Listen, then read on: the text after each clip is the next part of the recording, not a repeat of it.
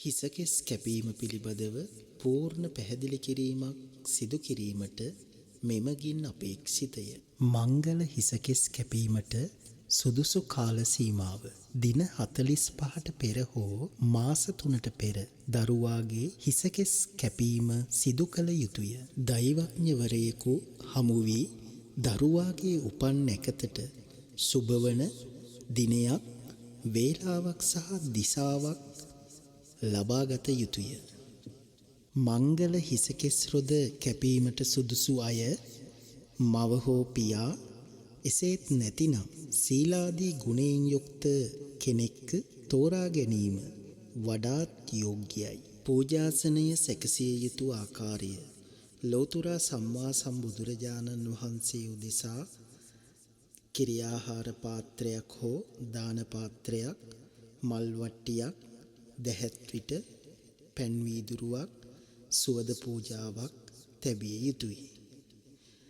හිසකෙස් කැපීම සඳහා පූජාසනය මත තිබිය යුතු දෑ: පිරිත් නූල් බෝලයක් හෝ පිරිත් නූලක්, ලදපස් මල් පැකට් එකක්, අලුත් කතුරක්, ඔරලෝසුවක් සහ හක් ගෙඩියක් ඒ සඳහා අවශ්‍ය වේ.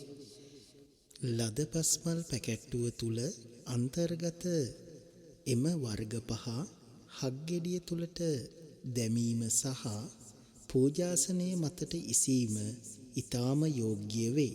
හිසකෙස් කපන අවස්ථාවේදී සිදු කළ හැකි ආගමික විධීන්: මෙම ආගමික විධීන් හිසකෙස් කැපීමට පෙර ආසන්න අවස්ථාවේදී හෝ සජ්ජායනා කිරීම සිදු කිරීම ඊටාම යෝග්‍යයි. බුදුගුණ වන්දනා කරන ගාථාව සජ්ජායනා කිරීම හෝ සබ්බපාපස්ස අකරණං ගාථාව සජ්ජායනා කිරීම හෝ පිරිත් හෝ සරස්වතී දේව ස්තෝත්‍ර සජ්ජායනා කිරීම හෝ ශ්‍රවණය කිරීමට සැලැස්වීම ඊටාම යෝග්‍යයි.